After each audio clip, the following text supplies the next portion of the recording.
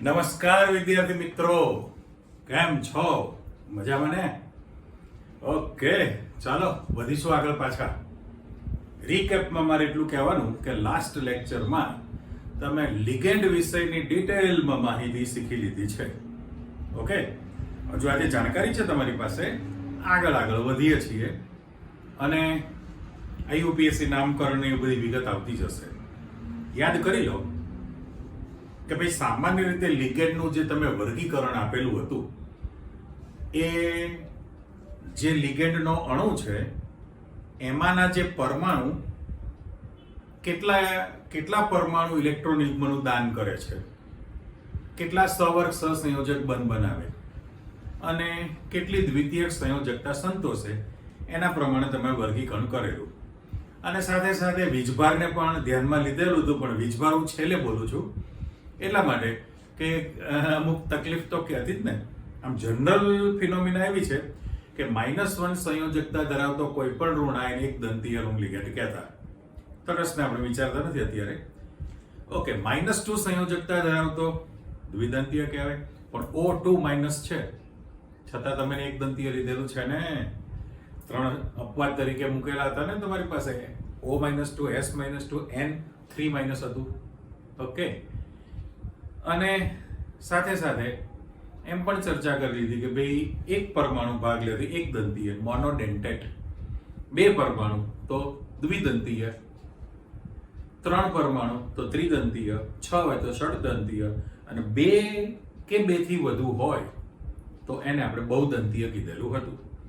અને બહુદંતીય લિગેન્ડ જ્યારે ધાતુ સાથે જોડાય તો એ વલયાકાર રચના બને, ચક્રીય વલયાકાર, જેને આપણે કિલેટ સંયોજનો કીધા છે.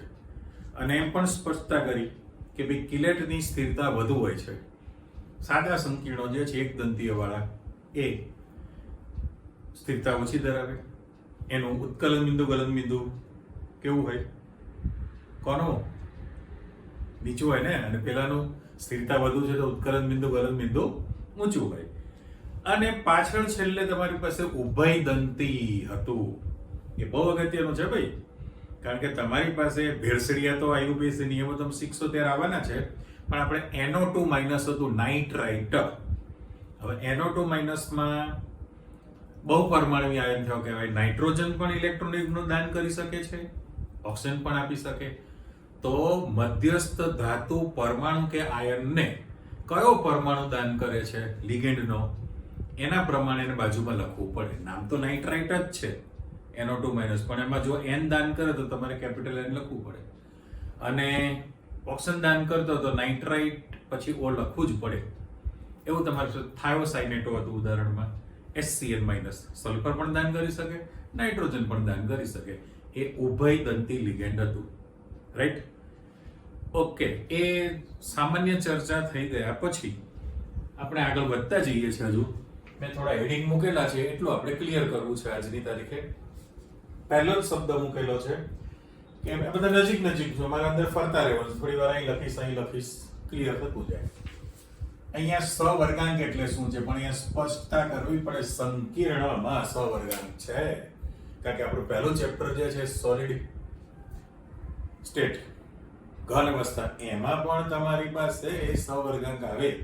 પણ એ સવર્ગાંકની વ્યાખ્યા શું હતી? બોલે છે, ચાલો બોલી નાખીએ.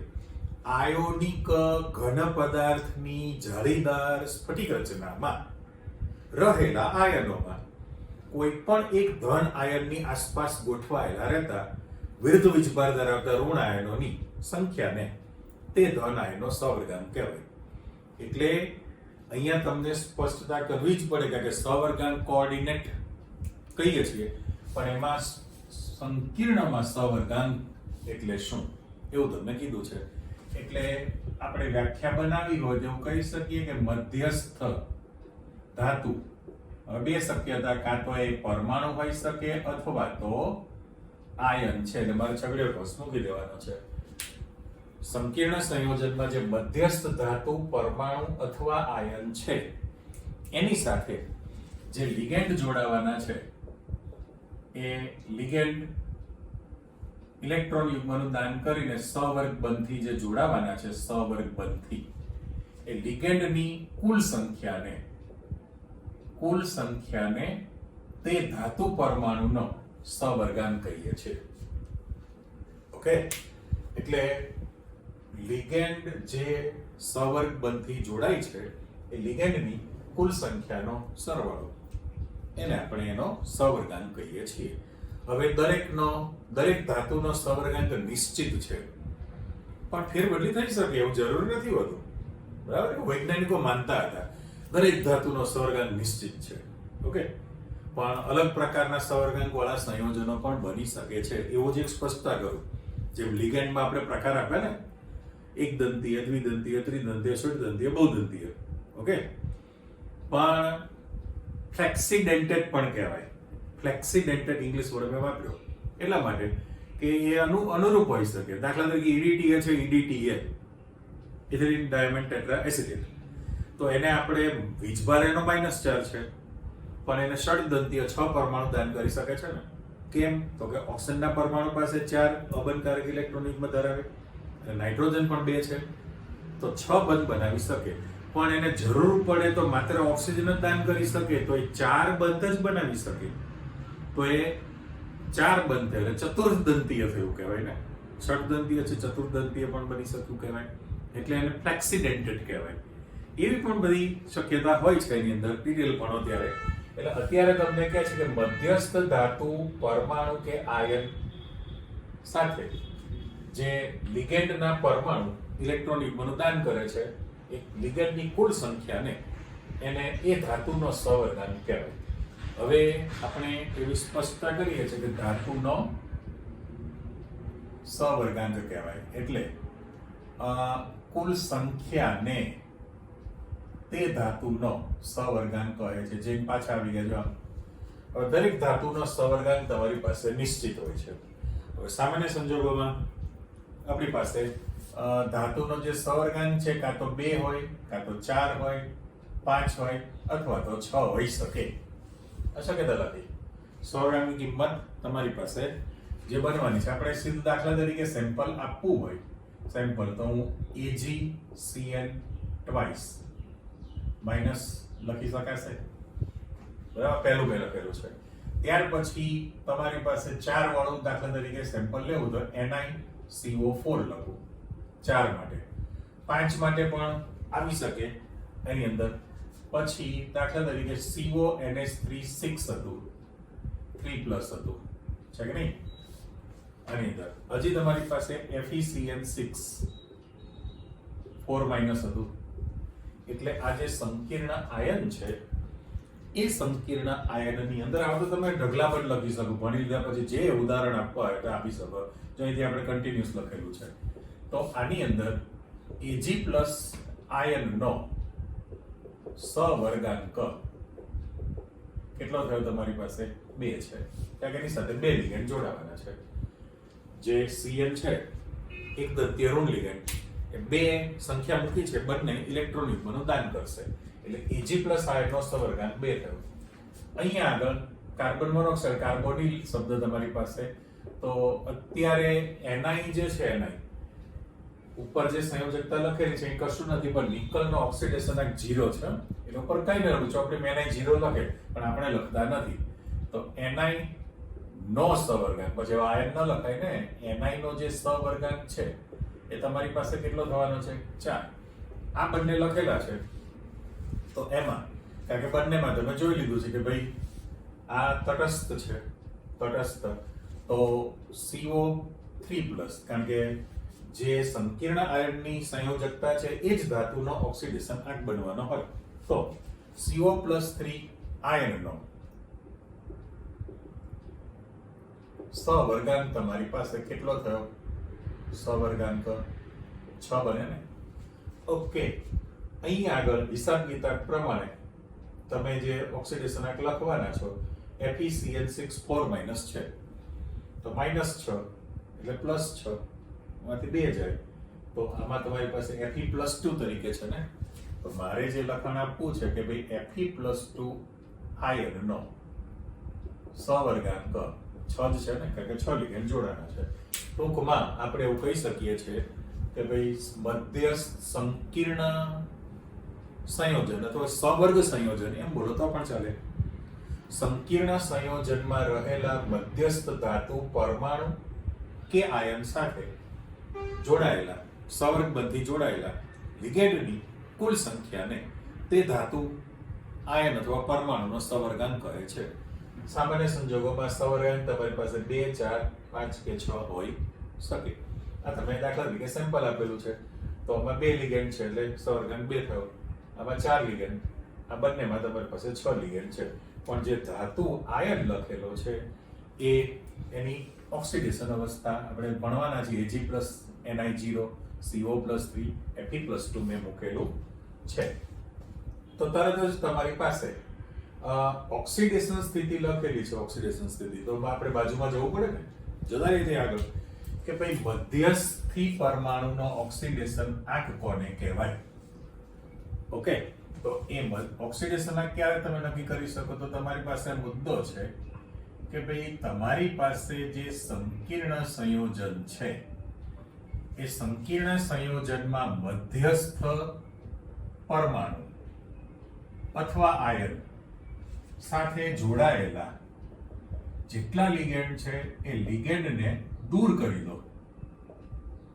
દૂર કરીને જે ધાતુ પરમાણુ કે આયન છે એનો જે વીજભાર હોય એ વીજભારની સંખ્યાને એનો ઓક્સિડેશન આંક કહેવાય.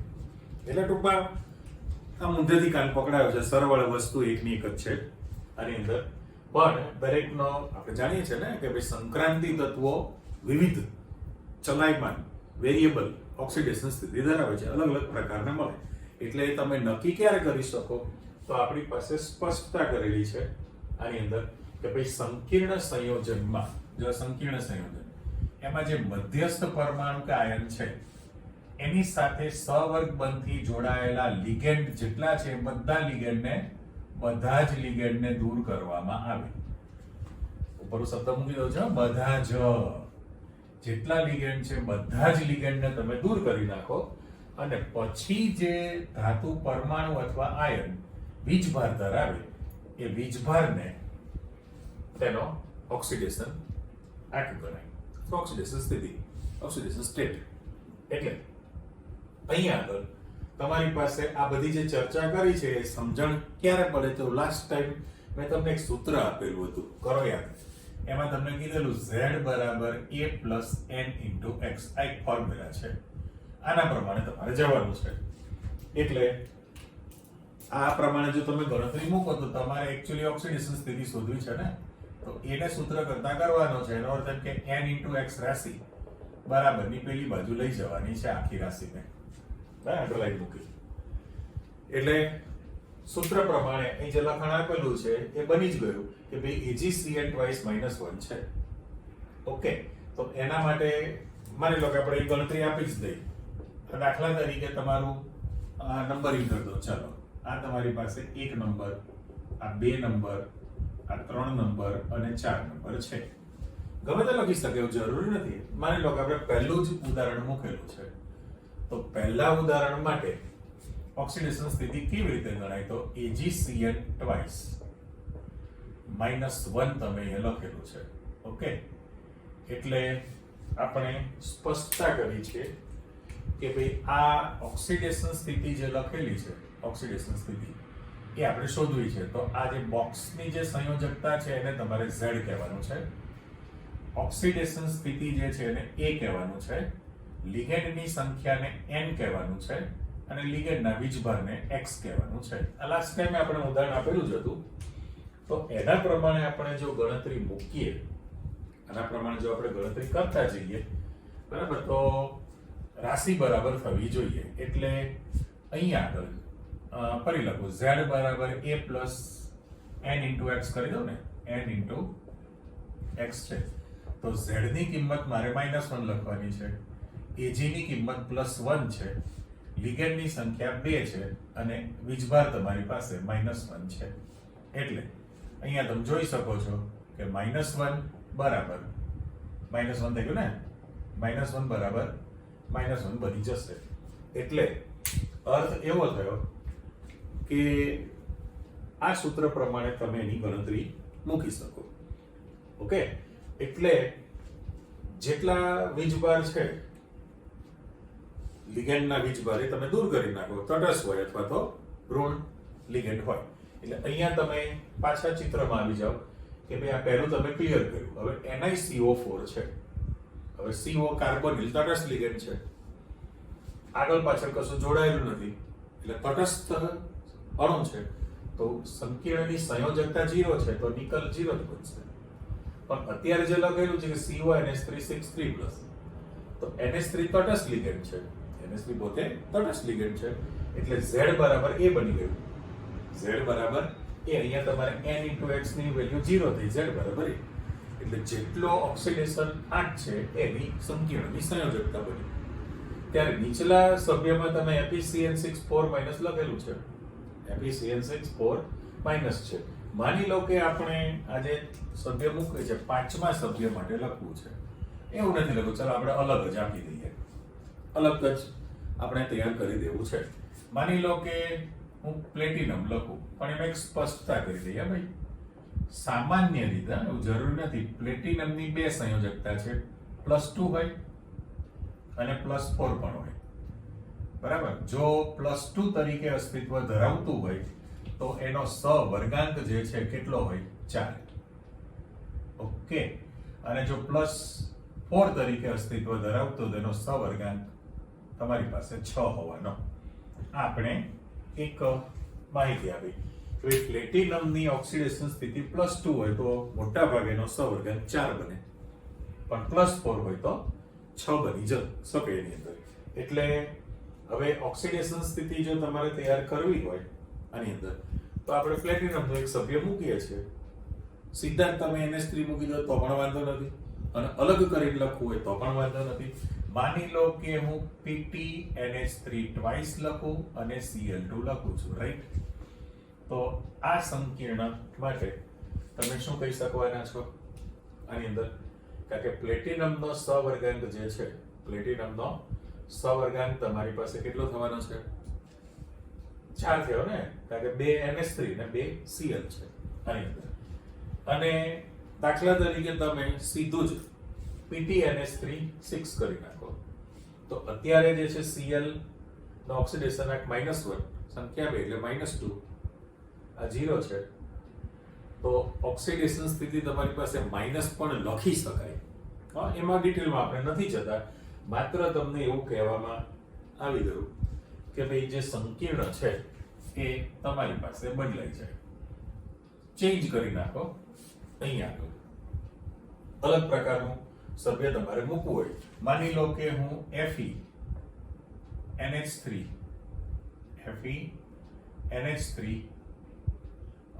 4 લખું અને Cl2 લખું. ઓકે, હવે Fe ની ઓક્સિડેશન સ્થિતિ કા +2 ને કા +3 હોવાની છે, તો એનો અર્થ એવો થયો કે તમારી પાસે +3 ક્યારે બને? +3 કરવું તો આ તમારી પાસે -2 છે ને, તો એ બરાબરની પેલી બાજુ એટલે +2 થાય, તો એનો અર્થ કે આ પોતે પ્લસ હોવું જરૂરી છે. રેડી? એટલે હવે તમે સીધો અહીંયા જાઓ કે NH3 તટસ્થ લિગેન્ડ છે એટલે એનો ઓક્સિડેશન આંક 0, Cl -1 છે પણ સંખ્યા પ્રમાણે -2 લખી દઉં છું. તો આ સૂત્ર પ્રમાણે તમારી પાસે N × X ની કિંમત -2 છે, Z બરાબર +1 છે, એટલે A બરાબર કેટલું થયું? +3 બની ગયું તમારી પાસે. તો અત્યારે આની અંદર આ જે છે એમાં Fe પોતે +3 તરીકે અસ્તિત્વ ધરાવે છે. Fe +3 તરીકે અસ્તિત્વ ધરાવે છે. ટૂંકમાં એક્ચ્યુઅલી ગણતરી તમે આ સૂત્ર પરથી કરી શકવાના છો, પણ આપણે વ્યાખ્યા બનાવી હોય એવું કહી શકાય કે ભાઈ સંકીર્ણ સંયોજનમાં મધ્યસ્થ ધાતુ પરમાણુ અથવા આયન સાથે સહવર્ગ બંધથી જોડાયેલા બધા જ લિગેન્ડને દૂર કરવાથી ધાતુ પરમાણુ કે આયન જે વીજભાર ધરાવે છે એ વીજભારની સંખ્યાને તેનો ઓક્સિડેશન આંક કહેવામાં આવે. એટલે અહીંયા સહવર્ગાંક અને ઓક્સિડેશન આંક બહુ નજીકની માહિતી હતી એટલે આપણે સાથે મૂકી દીધી છે. ઓકે, ફરી પાછા આગળ વધો. ઓ જાણીતો શબ્દ ઇંગ્લિશ ઉચ્ચાર ગુજરાતી રાખેલું છે, જે છે આપણે હોમોજીનિયસ હતું ને એ રીતે હેમોલેપ્ટિક અને હિટ્રોલેપ્ટિક શબ્દ મૂકેલો છે. હેમો હોમો એટલે કે હેમો શબ્દ છે, તો આનો અર્થ એવો થયો, બંનેની વ્યાખ્યા તમારી પાસે આવી ગઈ. આ પહેલો મુદ્દો છે એટલે આપણે મૂકી દઈએ કે જો સંકીર્ણમાં જોડાયેલા બધા જ લિગેન્ડ એક જ સરખા હોય, બધા જ લિગેન્ડ જો તમારી પાસે સમાન હોય તો એને હેમોલેપ્ટિક કહેવાય.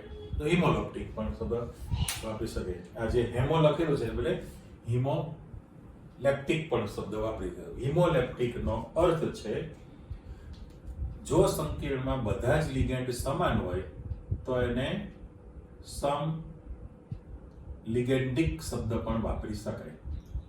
સમ લિગેન્ડિક બીજો શબ્દ વાપરેલો છે, બરાબર. એ સીધું આપણે સીધા સમતલ જ લખવા છે, ઉપર લખેલા છે આવી જ જવાના છે ને, કારણ કે તમારી પાસે જે લખાણ આપેલું છે એ દાખલા તરીકે બદલીએ ને COH2O6 3+ મૂકું છું. ઓકે, અહીંયા તમે જે આપેલું છે FeCN6 4 માઇનસ છે એની બદલે હું 3 માઇનસ લખું લો, એટલે કંઈક અલગ તો બની જ ગયું ને. આની અંદર ઉપલું જે સભ્ય લખેલું છે આવી જ શકે ને. ચલો, નિકલ તમારી પાસે આવી ગયું છે તો Fe આપી દો ને, FeCO5 લખી શકાય, આરામથી લખી શકાય ને. આની અંદર દાખલા તરીકે પ્લેટિનમ છે તો PtNH3 6 લખી શકો, PtNH3 6 છે. એટલે ટૂંકમાં મારે ટપકા પાડી દેવાના છે, ઢગલો બની શકે. તમારે માત્ર એટલું જ જોવાનું છે કે જો સંકીર્ણમાં મધ્યસ્થ ધાતુ પરમાણુ કે આયન સાથે જોડાયેલા બધા જ લિગેન્ડ સમાન હોય, બધા જ લિગેન્ડ સમાન હોય તો એને હિમો અથવા હેમોલેપ્ટિક શબ્દ વાપરી શકાય. સમ લિગેન્ડિક શબ્દ છે, એક જ સરખા છે. ત્યારે પેલામાં તમે ઉલટું કહેવાના ને. ફરી પાછી વ્યાખ્યા આપી દો કે જો સંકીર્ણમાં તમારી પાસે જે સંકીર્ણ છે એ સંકીર્ણમાં જોડાયેલા લિગેન્ડ જુદા જુદા હોય, બધા અલગ અલગ પ્રકારના તમને જોવા મળતા હોય તો એને તમે કેવા કહેવાના છો? વિષમ લિગેન્ડિક પણ કહેવાય. વિષમ લિગેન્ડિક સંયોજન પણ તમારી પાસે તૈયાર થયું કહેવાય. એટલે ફાઇનલ થયું, જો સંકીર્ણમાં જોડાયેલા લિગેન્ડ જુદા જુદા હોય તો એને વિષમ લિગેન્ડિક કહી શકો. સામે તમે લખેલું છે, ઉદાહરણ આપી શકો ને. લઈ લો પાછા ઉદાહરણની અંદર કે ભાઈ દાખલા તરીકે તમે જે લખેલું છે નિકલ લઈ લો, ઓકે, NiNH3 ટ્વાઇસ લખો, Cl2 લખો, આવી શકે. તો આની અંદર તમારી પાસે બે NH3 તટસ્થ લિગેન્ડ છે ને બે તમારી પાસે Cl છે, એટલે નિકલ જે છે એનો સ્વર્ગાંક કેટલો થયો કહેવાય? 4. સ્વર્ગાંક એનો 4 છે. અલગ અલગ પ્રકારના. માની લો કે તમે CO કોબાલ્ટ છે, NH3 થ્રાઇસ અને NO2 થ્રાઇસ કરી દો. ચાલો, તો આની અંદર પણ તમારી પાસે તટસ્થ લિગેન્ડ છે 3 સંખ્યા, અને આની અંદર NO2 -1 એક દંતીય છે. હવે જોઈને ખબર પડે NO2 એક દંતીય છે તો ટોટલ 6 થાય, એટલે સ્વર્ગાંક એનો 6 થયો. પણ અલગ અલગ પ્રકારના લિગેન્ડ જોડાઈ ગયા છે ને. તમે એથી વધારે જોઈન્ટ કરી શકો. દાખલા તરીકે Fe છે, એની સાથે NH3 કરી શકો, Cl કરી શકો. ટોટલ 6 થી વધવાનો જોઈએ આમાં. બોક્સમાં ધ્યાન રાખવાનું કારણ કે તમારું જે સ્વર્ગાંક છે 2 4 5 કે 6 કરતા વધે નહીં. એટલે સંખ્યા 3 ને 3 6 હતી, અહીંયા 2 2 4 હતી, એ તો સ્વર્ગાંક 4 છે માટે. પણ Ml6 હોય ત્યારે 6 કરતા વધે નહીં. NH3 ની સંખ્યા તમે 2 મૂકી છે, બરાબર. તો તમે Cl2 ની સંખ્યા 2 મૂકી શકો, Br ની સંખ્યા 2 મૂકો તો 2 2 4 ને 2 6 થઈ ગયા. તો આપણા જુદા જુદા પ્રકારના લિગેન્ડ જણાવે છે. તો એને હિટ્રોલેપ્ટિક કહેવાય. હેમોલેપ્ટિક જે શબ્દ મૂક્યો હતો એ હિમોલેપ્ટિક અથવા તો હેમોલેપ્ટિક, અને પેલું હિટ્રોલેપ્ટિક કહેવાશે. ઓકે, ચલો વધુ આગળ. હવે જે વાત આવે છે એને ખાસ ધ્યાન રાખજો. પહેલો શબ્દ આપણે ભણી લીધો છે કે ભાઈ સવર્ગ પ્રભાવ ક્ષેત્ર, એ તો ખબર છે. અને સવર્ગ બહુલક પોલીહાઇડ્રેટ જે બોલ્યા છે એ કામનું છે. તો પહેલામાં પહેલું સવર્ગ પ્રભાવ ક્ષેત્ર કોને કહીએ છીએ? હા, કોને કહીએ છીએ આપણે? તો કે સંકીર્ણ સંયોજનની અંદર જે ચોરસ કૌંસમાં જે મધ્યસ્થ ધાતુ જે લખેલી છે, આ મધ્યસ્થ ધાતુ અને મધ્યસ્થ ધાતુ પછી જે કંઈ લિગેન્ડ છે, આ સંપૂર્ણ જે આખી રચના બની, આ જે સંપૂર્ણ રચના બનેલી છે એને સવર્ગ પ્રભાવ ક્ષેત્ર તરીકે ઓળખવામાં આવે. બરાબર? સવર્ગ પ્રભાવ ક્ષેત્ર ખાલી મારે એરો આપી દેવાનો છે એટલે આપણે જાણીએ છીએ. પણ એ બોક્સની ડાબી બાજુ અથવા જમણી બાજુ જે જોડાય છે એને આપણે પ્રતિ આયન કીધેલા છે. પ્રતિ આયન. તો આ પ્રભાવ ક્ષેત્ર થયું કહેવાય. તો વ્યાખ્યા બની શકે આપણી પાસે કે ભાઈ સંકીર્ણ સંયોજનમાં રહેલા મધ્યસ્થ ધાતુ પરમાણુ કે આયન સાથે સવર્ગ બંધથી જોડાયેલા લિગેન્ડ ની બનેલી સંપૂર્ણ રચનાને સવર્ગ પ્રભાવી ક્ષેત્ર અથવા પ્રભાવ ક્ષેત્ર કહે છે. અને એ પ્રભાવ ક્ષેત્રની ડાબી બાજુ અથવા જમણી બાજુ જે તમે લખાણ આપો છો આયન તરીકે એટલે અણુ પરમાણુ, જો તમે ડાબી બાજુ લખો તો એ ધન, જમણી બાજુ લખો તો ઋણ છે, પણ એને આપણે પ્રતિ આયન કહેલું છે. પણ પ્રશ્ન એવો થયો કે ભાઈ સવર્ગ બહુલક પર્યાય તમારે સમજાવવો છે. તો એનો અર્થ એવો થયો કે ભાઈ એની સાથે જે લિગેન્ડ છે, હું લિગેન્ડ શબ્દ મૂકી દઉં અહીંયા આગળ, મધ્યસ્થ ધાતુ પરમાણુ અથવા આયન છે. હું મેં એમ લખો એટલે સમજી જવાનો, આઈધર ઓર, કાં તો એ તટસ્થ પરમાણુ છે અથવા તો આયન છે, બેમાંથી એક સંભવતા. સંકીર્ણમાં રહેલા મધ્યસ્થ પરમાણુ અથવા આયન સાથે લિગેન્ડ જે છે એ સવર્ગ બંધથી બંધિત થયેલો છે, પણ એ અવકાશની અંદર જુદી જુદી ગોઠવણી ધરાવતું હોય. ગોઠવણી કેવી ધરાવે? અલગ અલગ. અને એના કારણે તમને ભૌમિતિક આકાર બદલાતા રહેશે. એને ભૌમિતિક સંઘટકતા પણ કહી શકીએ આપણે. બરાબર? એટલે લિગેન્ડ જે છે જુદી જુદી ગોઠવણી ધરાવતું હોય છે, જુદી જુદી ગોઠવણી ધરાવે, અને એના કારણે તમારી પાસે વિવિધ ભૌમિતિક આકાર પ્રાપ્ત થશે, જેને તમે અલગ અલગ પ્રકારના જે આકાર મળી શકે છે, જેને તમે સવર્ગ બહુલક કહો છો. એટલે આને મેં શબ્દ આપી દીધો, વિવિધ પ્રકારના ભૌમિતિક આકાર જે બને એને સવર્ગ બહુલક કહી શકાય. હવે એ કેવી રીતે નક્કી થઈ શકે? તો કે લિગેન્ડના સવર્ગાંક પરથી નક્કી થાય. લિગેન્ડના સવર્ગાંક પરથી નક્કી થઈ શકે તમારે. હવે આમ સામાન્ય સંજોગોમાં પહેલું જે અહીં સભ્ય મૂકેલું AgCN twice -1 છે, બરાબર? AgCN twice -1 છે. તો આપણે કીધું કે સવર્ગાંક તરીકે એનો સવર્ગાંક 2 છે. તો પરિસ્થિતિ એવી થાય કે ભાઈ મધ્યસ્થ ધાતુ પરમાણુ સાથે તમે સવર્ગ બંધથી 2 લિગેન્ડ જોડી શકો. ઓકે, આ 2 લિગેન્ડ જો તમે જોડી દો તો એ સંકીર્ણ બને.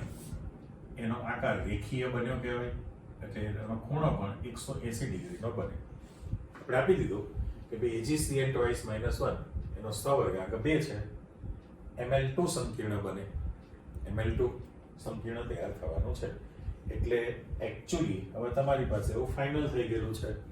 આપણે દાખલા તરીકે મૂકવું હોય તો આ જે સંકીર્ણ છે એને મારે Ml2 કહી શકાય ને. Ml2 તો મધ્યસ્થ ધાતુ પરમાણુ આયન સાથે 2 લિગેન્ડ જોડાય છે. એવી રીતે માની લો કે આપણે Ml4 ની માહિતી લેવી છે. બીજું ને Ml4. હવે Ml4 જ્યારે બને, Ml4 તો એની અંદર 2 શક્યતા તમારી પાસે થયેલી છે Ml4 માટે. બરાબર? હવે Ml4 ની રચના માટે આપણે એવું મૂકી દઈએ, ચલો પહેલું ચિત્ર આ મૂકો, બીજું ચિત્ર આ બાજુ મૂકો.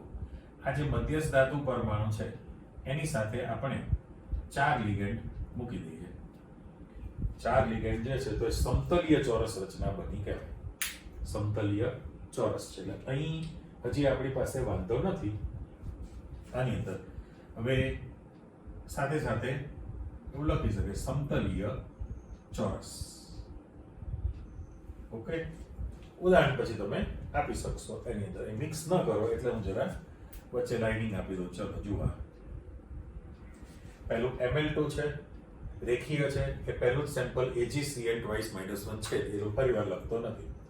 પણ જ્યારે તમે Ml4 લો તો સવર્ગાંક 4 થયો તો સમતલીય ચોરસ બની શકે છે.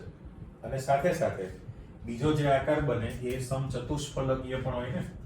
એટલે એમાં કેવું થાય તો કે મધ્યસ્થ ધાતુ પરમાણુ છે એની સાથે તમે એક આ જે છે 2 લિગેન્ડ, બરાબર. ત્રીજો તમે આ બધું આપણે ક્યાં 10મા ચેપ્ટરમાં ભણી લીધું છે. જોનાર વ્યક્તિને સામેના ભાગે અને જોનાર વ્યક્તિથી દૂરના ભાગે ગોઠવવાનું છે. તો એ જે આકાર બન્યો એ તમારી પાસે સમચતુષ્ફલકીય બન્યો કહેવાય ને.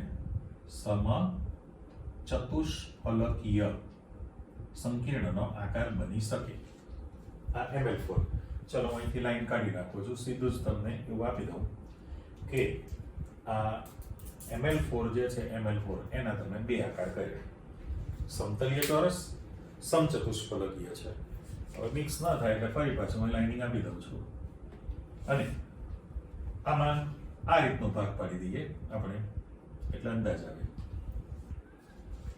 આપણે સમાડી દેવા છે બધા ચિત્રો. હવે વાત આવી છે Ml5. આ વચ્ચે લખીએ. Ml5 જ્યારે તમે સંકીર્ણ બનાવો તેમાં બે શક્યતા છે. પહેલું તમને એવું ખબર છે કે જે રીતે આ સમતલીય ચોરસ છે ને, સમતલીય ચોરસ, એવી રીતે આ જે મધ્યસ્થ ધાતુ પરમાણુ હોય એની સાથે 3 લિગેન્ડ એક જ સમતલમાં તમે મૂકવાના છો. એટલે આ પાછળના ભાગે છે તમારી પાસે, આ તમારે આગળના ભાગે છે, બરાબર, ઘાટી લીટી આપણી. અને અહીંયા આગળ એ જે લિગેન્ડ બન્યો છે એ આ 3 120 ડિગ્રીના ખૂણે છે PCl5 ની રચના. અને ઉપર નીચે તમે જે મૂકવાના છો એ આ પ્રકારનું બની ગયું. તો આ 1 2 અને 3 તમે મૂકેલા છે. અને થોડુંક આપણે સરખું બનાવી દઈએ તો આને મૂકવું હોય તો એને સમતલીય ચોરસ બનેલું કહેવાય. સમતલીય ચોરસ છે. આને દાખલા તરીકે આપણે મૂકવું હોય તો એ સમચતુષ્ફલકીય આકાર તમને દેખાશે. પરફેક્ટ થઈ ગયું. અને આને જો તમારે મૂકવું હોય તો એ એક જ સમતલની અંદર 3 તમે મૂકેલા છે 120 ડિગ્રીના ખૂણે. અને ઉપરથી જ્યારે તમે જોડાણ કરો તો આ એક લિગેન્ડ, આ બીજો લિગેન્ડ અને આ ત્રીજા લિગેન્ડ સાથે તમે જોડાણ કરવાના છો. એટલે એકચ્યુઅલી 3 સમતલમાં ઉપર નીચે છે. પ્રિઝમ 2 પ્રિઝમ તમે જોઈન્ટ કરેલું હોય એ રીતે, બરાબર. આ 3 બાજુ થઈ એટલે લિગેન્ડનું 1 2 3 3 સાથે તમારે કનેક્શન કરવાનું છે. એટલે અહીંથી જે મેં લાઇનિંગ આપી છે આ બાજુ રાખવી પડશે ને મારે. આ રીતે ચલો આને કાઢી નાખો. તો પહેલા તમે એક નક્કી કરો તો ઉપલો લિગેન્ડ છે 1 સાથે 2 સાથે 3 સાથે. એ જ વસ્તુ નીચેથી આપી છે. તો આ લિગેન્ડ જે છે, આ લિગેન્ડ એ આની સાથે પણ જોડાશે, આની સાથે પણ જોડાશે અને આની સાથે પણ જોડાય. તો એ જે રચના બનેલી છે ત્રિકોણીય દ્વિપિરામિડલ થઈ. એ જે રચના બની છે એ ત્રિકોણીય દ્વિપિરામિડ. વાત કરીએ પ્રમાણે બે પ્રિઝમ તમે જોઈન્ટ કર્યા અને એના બદલે જે સમતલીય ચોરસ છે એને ચોરસ પિરામિડલ બનાવવું છે.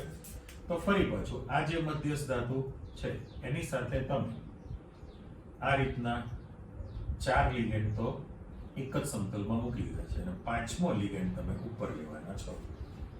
5મો લિગેન્ડ તમે ઉપર મૂકી શકો. એટલે અહીંયા જે છે ખાલી એક ચિત્રમાં તમને બતાવી દઉં કે ભાઈ બધનો પ્રકાર સવર્ગ છે, પહેલું ને બીજું. પછી આપણે સવર્ગની નિશાની મૂકી નથી. પણ જો તમે આને જોઈન્ટ કરી દો તો આ એક જ સમતલમાં થયું કહેવાય. એક જ સમતલમાં. અને ઉપરના ભાગથી તમે જોઈન્ટ કરી દો દરેકને તો આ 1, આ 2, આ 3 અને આ 4 બની ગયું કહેવાય. તો એ જે બને એ ચોરસ પિરામિડલ થયું કહેવાય. ચોરસ પિરામિડ. પેલું ત્રિકોણીય દ્વિપિરામિડ હતું અને આ ચોરસ પિરામિડ છે. અને છેલ્લું તમારી પાસે Ml6 આવી જાય. તો Ml6 નો જે આકાર છે એ અષ્ટફલકીય છે. Ml6 જે બને એનો આકાર તમારી પાસે અષ્ટફલકીય બની જાય. હવે અષ્ટફલકીય રચના જે તમે બનાવશો એમાં જે મધ્યસ્થ ધાતુ પરમાણુ સાથે આ રીતે 1 2 3 4 એક જ સમતલમાં છે. એક ઉપરના ભાગે હોય, એક નીચેના ભાગે હોય. 6. હવે એ જે સામે આકૃતિ મૂકી છે એ પ્રકારે મારે શું કરવું પડે તો કે આ લાઇનિંગ મારે ઘાટી મૂકવાની થાય. જોનાર વ્યક્તિની સામેની બાજુ છે. ઓકે, બે ઉપર નીચે તમે સિંગલ લાઈન મૂકેલી છે, પણ આને મારે તૂટક લાઈન મૂકી દેવી પડે. તો એ રચના બની ગઈ છે. હવે આ જે સ્ટ્રક્ચર બને એની અંદર સમજાવવા માટે આપણે આને ચોરસ પૂરું કરી દઈએ. બરાબર, એક જ સમતલના 4 અને ઉપરથી જે તમે જોડાણ કરશો ઉપરથી અને થોડું લાઈનિંગ આપણે નજીક લાવી દો. આ સમચોરસ બની ગયું. પણ આમાં તમે જેમ એક ઉપરથી રાખેલું છે એ રીતે બંને આવી શકાય. એક, આ 2 3 અને 4.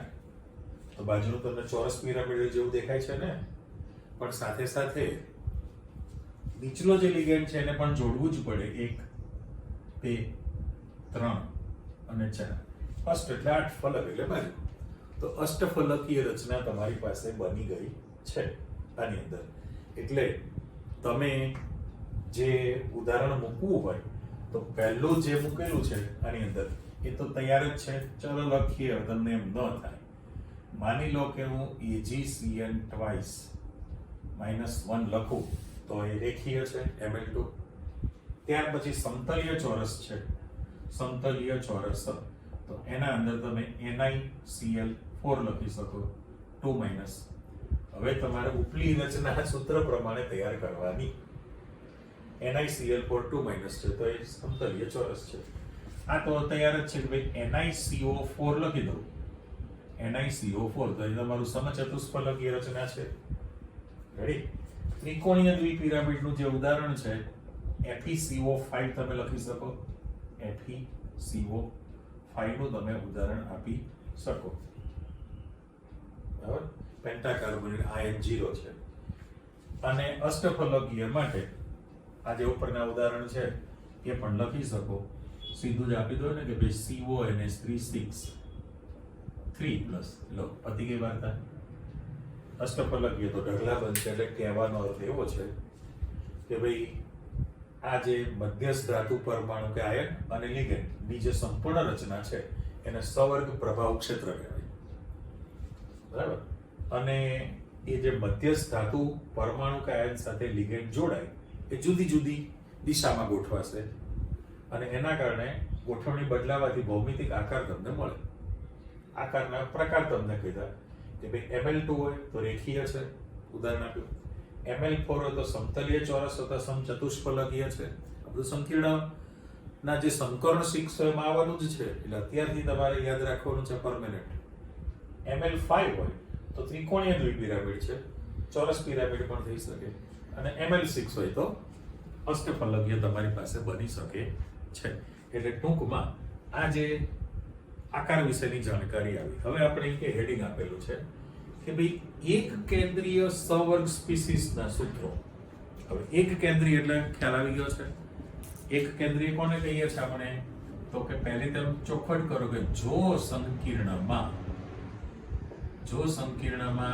એક જ ધાતુ પરમાણુ કે આયન રહેલો હોય તો એને આપણે એક કેન્દ્રીય સવર્ગ સંકીર્ણ કહીએ છીએ. અત્યારે જે લખેલા છે એ બધા જ ઉદાહરણ આપણા એક કેન્દ્રીય છે. એમાં એક જ ધાતુ પરમાણુ છે કે નહીં? પણ એક કરતા વધુ પણ હોઈ શકે એની અંદર. હવે દાખલા તરીકે આમાં આ તો બધા એક કેન્દ્રીયમાં તમે ગમે તે ઉદાહરણ આપી જ શકો છો. માની લો કે મારે દાખલા તરીકે સેમ્પલ લખવું તો MnO4- ના લખાય. MnO4- જે છે એ યુનિસેન્ટર્ડ કહેવાય ઇંગ્લિશમાં. એક કેન્દ્રીય સંકીર્ણ થયું. પણ એક કરતા વધુ હોય તો પોલિસેન્ટર્ડ કીધેલું હતું, બહુકેન્દ્રીય છે. 2 અથવા 2 કરતા વધુ પણ હોઈ શકે. તો એની અંદર K2Cr2O7 છે. બરાબર. બહુકેન્દ્રીય પણ તમારી પાસે બની શકે. બહુકેન્દ્રીયનો અર્થ કે ભાઈ એક કરતા વધુ ધાતુ, પરમાણુ કે આયનની હાજરી રહેલી હોય. પહેલા તો તમારી પાસે આ બે વસ્તુ માઇન્ડમાં ક્લિયર થઈ ગઈ. વ્યાખ્યા આવી ગઈ કે જો સંકીર્ણ સંયોજનમાં એક જ ધાતુ, પરમાણુ કે આયન રહેલો હોય તો એને એક કેન્દ્રીય સવર્ગ સ્પીસીસ તૈયાર થઈ કહેવાય. દાખલા તરીકે તમે આ ઉદાહરણ આપો છો MnO4-. આ બધા જ ઉદાહરણ એક કેન્દ્રીય છે, ગમે તે. આ તો એક નવું મૂકવું પડે એટલા માટે આપણે આપ્યું. પણ બહુકેન્દ્રીય કોને કહેવાય? તો ફરી પાછી વ્યાખ્યા કે જો સંકીર્ણ સંયોજનમાં અથવા તો જો સવર્ગ સંયોજનમાં એક કરતા વધુ ધાતુ, પરમાણુ કે આયન રહેલા હોય તો એને બહુકેન્દ્રીય કહેવાય. એમાં દાખલા તરીકે તમારી પાસે K2Cl2O7 છે જ ને, તો એમાંથી Cl2O7 માઇનસ કરી દો તો એ તમારું જે ઉદાહરણ છે બહુકેન્દ્રીય માટે થયું કહેવાય. ઓકે, હવે એનું જે સૂત્ર તમે તૈયાર કરો તો એમાં કોઈ પ્રશ્ન નથી, ખાલી આપણને એવું કહેવામાં આવે છે કે ભાઈ શું તમે લખવાના છો. તો આપણે જાણો છો કે ભાઈ ચોરસ કૌંસની અંદર તરત જ અહીંયા મેટલ તમે લખવાના છો, મધ્યસ્થ ધાતુ. મધ્યસ્થ ધાતુ પછી તરત તમે લિગેન્ડ મૂકવાના છો, લિગેન્ડ. હવે એ મધ્યસ્થ ધાતુ અને લિગેન્ડ વચ્ચે અંતર રહેવું જોઈએ નહીં, એકદમ નજીક જ હોય. એટલે ધારો કે તમે અહીંયા લખો છો કે CO, ત્યાર પછી સીધું જ NH3 લખેલું છે અને આ Br2 લખ્યું ધારો કે મેં. ઓકે, તો આ જે સંકીર્ણ તૈયાર કરેલું છે, સંકીર્ણ તૈયાર, તો આના પરથી તમને અંદાજ હોવો જોઈએ કે ભાઈ આ 0 છે, આ -2 એટલે +2 પેલી બાજુ જશે તો થશે. તો મારે કમ્પલસરી પ્લસ તો કરવો પડે જ, તો જે તમારી પાસે +3 બને. એનો અર્થ એવો થયો કે જે આ જે લખાણ હતું, આ જે લખાણ, આટલા લખાણને આપણે પ્રભાવી ક્ષેત્ર કીધેલું છે ને, પ્રભાવી ક્ષેત્ર. કારણ કે મધ્યસ્થ ધાતુ, પરમાણુ કે આયન અને જોડાયેલો લિગેન્ડ એ સંપૂર્ણ રચના પ્રભાવી ક્ષેત્ર હતું. પણ પ્રભાવી ક્ષેત્રની ડાબી બાજુ, બહારના ભાગ એટલે ક્ષેત્રની ડાબી બાજુ થયું કહેવાય, આ ક્ષેત્રની જમણી બાજુ તૈયાર થયેલું કહેવાય. તો એ જે તમે મૂકો હોય તો પ્રતિ આયન હતો, આ પણ તમારી પાસે પ્રતિ આયન છે જ, બરાબર, પ્રતિ આયન છે. પણ એવું કહ્યું કે ભાઈ મધ્યસ્થ ધાતુને તમે પહેલા લખો છો, બરાબર, અને પછી લિગેન્ડને લખવામાં આવે. પણ જ્યારે નામકરણ કરશો નેક્સ્ટ લેક્ચરમાં નામકરણ કરતા રિવર્સ થઈ જાય, લિગેન્ડને પહેલા બોલાય અને પછી મધ્યસ્થ ધાતુ લખાય. ઉલટા સુલટી છે. એટલે પહેલા મધ્યસ્થ ધાતુ લખવામાં આવશે. ઓકે, મધ્યસ્થ ધાતુ પછી તમારે લિગેન્ડ લખવાના, જેટલા સવર્ગબંધી જોડાણા છે. પણ મધ્યસ્થ ધાતુ અને લિગેન્ડ વચ્ચે કોઈ જગ્યા રાખવાની નથી, જોઈન્ટ મારે. એટલે નામની અંદર પણ તમારે સાથે જ લખવું પડે આની અંદર, બરાબર. ઓકે, હવે વિવિધ પ્રકારના લિગેન્ડ છે, એક્ચ્યુઅલી IUPAC ના નિયમ જ થયા કહેવાય. તો એમાં જ્યારે લિગેન્ડનું નામકરણ કરો ત્યારે આલ્ફાબેટિકલ ઓર્ડર, એટલે હું શબ્દ કોમન આપી દઉં, અંગ્રેજી મૂળાક્ષર, બરાબર, અંગ્રેજી મૂળાક્ષરને ધ્યાનમાં રાખવાનું છે, આલ્ફાબેટિકલ ઓર્ડર, ઇંગ્લિશ સ્પેલિંગ. નહીં જ્યારે તમે નામ પાડો તો NH3 છે તો એમાઇન બોલાય ને, પણ ચોપડીમાં ગુજરાતી ઘરમાં અમાઇન લખેલું છે, અમાઇન. એમાઇન લખો તો પણ ચાલે અને અમાઇન લખો તો પણ ચાલે, પણ બંને વચ્ચે ડિફરન્સ છે એ નામકરણ વખતે આપણે વિચારીશું. તો અ પહેલા આવે, બ્રોમાઇડ માટે B પછી આવે. એટલે અંગ્રેજી મૂળાક્ષર પ્રમાણે તમારે એનું લખાણ આપવું પડે. ઓકે, હવે પ્રશ્ન એવો થયો કે એક કેન્દ્રીય છે એ બે શક્યતા છે, કાં તો એ ધન આયન હોય, ધન, અથવા તો એને કેટાયન કહેવાય. ઓકે, કાં તો એ શું હોય, ઋણ આયન હોય. ઋણ આયન એટલે આપણે એને એનાયન કહીએ છીએ. અને કાં તો એ તટસ્થ હોય. એ ત્રણમાંથી ગમે તે સ્વરૂપે હોય, છતાં પણ તમારે તો એને ચોરસ બોક્સમાં જ મૂકવું પડે. ચોરસ બોક્સની અંદર જે તમે મૂકો છો, દાખલા તરીકે પહેલું જે લખેલું છે ધન આયન, તો તમારું પહેલું સેમ્પલ છે જ, છે ને. ઋણ આયન તરીકે તમારે મૂકવું હોય તો બીજું તમે કોઈ પણ આપી શકો. CO બદલીએ, ચાલો હવે CO CN6 3- લખવું છે મારે, આ એનું ઉદાહરણ. અને તટસ્થ માટે CrCO6 લખું. ચાલો એ પણ મેં બદલી નાખ્યું. ટૂંકમાં બધા જ હું ઉદાહરણ બદલું છું. આ તમારે સેમ્પલ છે. અને ધન આયનમાં પણ તમારે લખવું હોય તો બદલો ને, કોઈ ના પાડતું જ નથી. દાખલા તરીકે તમે PtH2O 6 કરી દો અને 4+ લખવું પડશે ને. કેમ તો કે દેખાય છે પ્લેટિનમ +2 તરીકે હોય, +2 તરીકેનો સહવર્ગાંક 4 છે, અને જો +4 તરીકે હોય તો એનો સહવર્ગાંક કેટલો થવાનો છે? 6. એન્ડ એટલે અહીંયા જે તમે સેમ્પલ આપેલું છે એ વિગત પણ આવી ગઈ. એટલે ટૂંકમાં મધ્યસ્થ ધાતુને પહેલા લખાય, પછી લિગેન્ડ લખવાનો છે. લિગેન્ડમાં અંગ્રેજી મૂળાક્ષર પ્રમાણે નામકરણ તમે કરવાના છો. આની વચ્ચે ગેપ રાખવાનો નથી. નામ ગુજરાતી કરો ત્યારે પણ જગ્યા ન રહે. એ ધન આયન કેટાયન હોય, ઋણ આયન એનાયન હોય કે તટસ્થ હોય, એને ચોરસ કૌંસમાં જ લખવામાં આવે. પણ ઉપર વીજભાર જે છે એ ચોરસ બોક્સની જમણી બાજુ ઉપર વીજભાર તમે લખો છો એની અંદર, બરાબર? એ પણ તમે એની અંદર લખી શકો. એટલે એક કેન્દ્રીય દર્શાવવા માટે આ એની સિસ્ટમ તૈયાર થઈ ગઈ. બાકી તો નામકરણ દરમિયાન આવવાનું છે. બીજું તો તમે શું કહી શકો કે ભાઈ પ્રતિ આયન હોય તો ડાબી બાજુ લખો, અને એટલે પ્રતિ આયન જે છે એ દાખલા તરીકે ધન આયન હોય, ધન હોય તો પ્રતિ આયનને ડાબી બાજુ લખવો પડે, અને દાખલા તરીકે ઋણ આયન જોડાણો હોય તો પ્રતિ આયનને તમે જમણી બાજુ લખો છો. હવે એ કર્યા પછી તમારે વીજભારને તો સંતુલન કરવું જ પડે છે ને. વીજભારને સંતુલન કરો તો દાખલા તરીકે આ સભ્ય મૂકેલું છે અહીંયા આગળ, આ જો તમે મૂકો તો મારે એની અંદર PtH2O6 અને Cl4 લખી નાખો, બરાબર? અને બીજું સભ્ય તમે આપી દો. એટલે અત્યારે તમે છૂટું દાખલા તરીકે આયનીકરણ કરશો એટલે ખબર જ છે ને. આનું જો તમે આયનીકરણ કરો તો PtH2O6 અને વત્તા Cl- કરવાના છો, એટલે જલીય દ્રાવણ શબ્દ મેં અથવા પાણી મૂકો તો પણ વાંધો નથી. હવે થયું કેવું તો કે તમારી પાસે Cl ની સંખ્યા 4 છે, એટલે 4 મૂકો તો 4Cl- થાય, એટલે ઓટોમેટિક એ 4+ તમારે લખવું પડે છે ને. એટલે જે પ્રભાવી ક્ષેત્ર અને એની સાથે જોડાયેલો પ્રતિ આયન વચ્ચેનું વીજભારનું સંતુલન કરવું પડે.